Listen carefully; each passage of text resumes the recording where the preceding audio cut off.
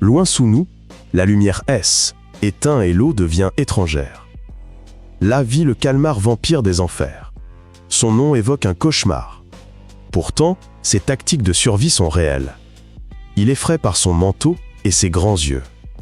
Il semble d'un autre monde, mais est bien de l'océan. Oubliez les titans marins. Ce calmar mesure moins de 30 cm. Il ressemble à un monstre sombre et agit étrangement. Au lieu d'encre, il libère une bave lumineuse. Elle aveugle et désoriente l'ennemi. Ses bras palmés forment un parapluie noir.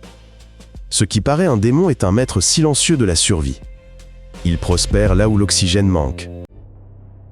Regardez de près, le calmar vampire des enfers est à la fois effrayant et curieux.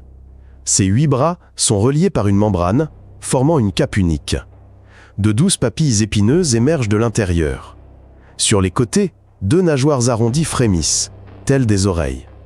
Sa peau, d'un bordeaux foncé presque noir, lui permet de se fondre dans l'abîme. Ses yeux immenses captent les rares éclairs de lumière étrangère. Des micro-lanternes ou photophores sont parsemés sur son corps. Un clic, et être éteint. Un autre clic, et il clignote à nouveau, tel un minuscule phare dans l'eau nocturne. Sa principale particularité, le rendant extraterrestre, est sa vie dans les zones à faible oxygène où les poissons ont peur. Il économise chaque mouvement. Son cœur bat lentement, ses muscles sont mous. Son métabolisme est réduit. Au lieu de chasser, il déploie 2 fins filaments rétractables. Le calmar vampire les utilise pour collecter la neige marine. Il s'agit de flocons organiques, de méduses et de petits crustacés morts. En cas de menace, il se roule en ananas. Il retourne son manteau, cache sa tête, montre ses épines. Il projette un nuage de mucus bioluminescent sur son agresseur. Le calmar vampire des enfers habite les profondeurs sombres des océans tropicaux et tempérés, à des centaines de mètres sous la surface. L'endroit est froid, calme et manque d'oxygène, mais la concurrence y est faible. Le calmar vampire plane presque immobile, ses nageoires déployées comme un parachute. Il attrape patiemment tout ce qui tombe lentement des couches supérieures.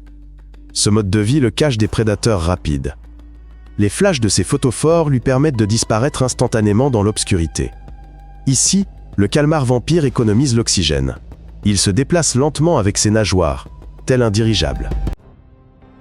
Pourquoi le calmar vampire de l'enfer ne étouffe-t-il pas?